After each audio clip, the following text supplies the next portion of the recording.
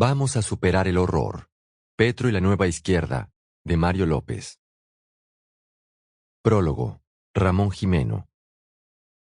La Colombia civil se niega a asumir de frente y con claridad el debate sobre la manera como los insurgentes y colaboradores armados y legales del Estado, como los paramilitares y las autodefensas, se deben reincorporar a la vida ciudadana. El resultado son procesos frágiles, controversiales, sin consenso social, cuestionados, y por consiguiente sus consecuencias son limitadas. En vez de desestimular la violencia, esos procesos la reproducen y alimentan, porque en últimas, de cualquier manera que se interprete, significan un premio para el actor armado, abriendo las puertas a un dilema que está en el aire. De otra parte, en el pensamiento tajante de Petro, la oligarquía siempre se ha negado a enfrentar su responsabilidad en el uso ilegítimo de la violencia para contener a la oposición y las luchas sociales.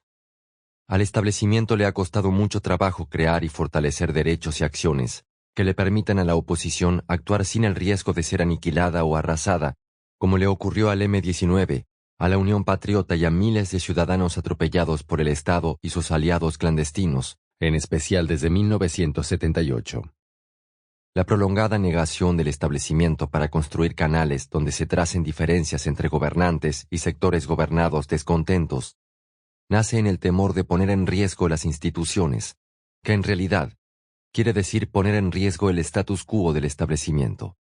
Así, muchos exguerrilleros consideran que las aperturas que se han dado, como la Constituyente del 91 o las amnistías, se deben más a la lucha de los grupos rebeldes que a la voluntad del Estado para incluir a los excluidos.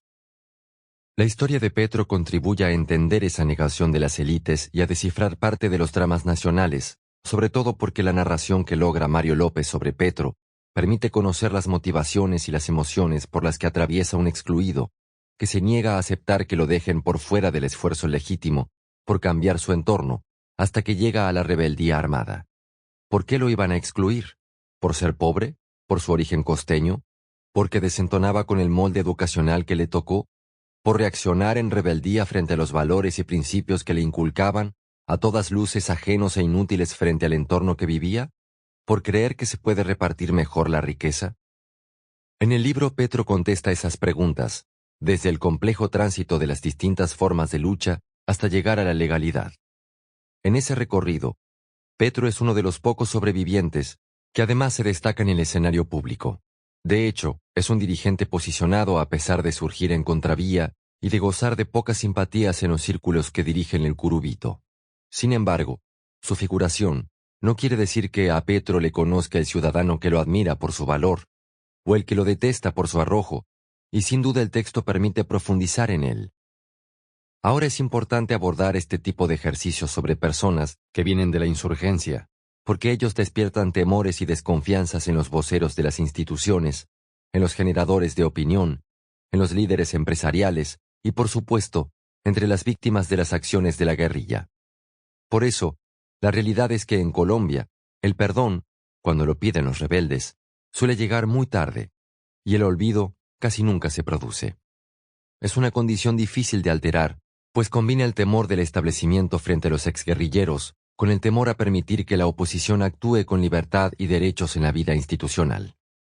Así se consolida la espiral excluyente que deforma la imagen pública de dirigentes como Petro. El trabajo de Mario López parte de una extensa entrevista-investigación en la que recorre el mundo interior de Gustavo Petro.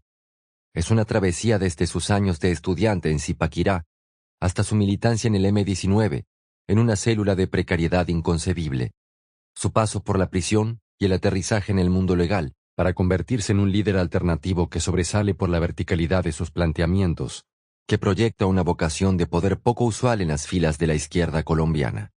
El texto presenta aspectos y detalles que influyeron en la formación de Petro, que al conocerlos se convierten en las piezas que hacían falta para armar el rompecabezas que explica su desempeño como dirigente cívico local, luego como guerrillero y más tarde en el ejercicio parlamentario.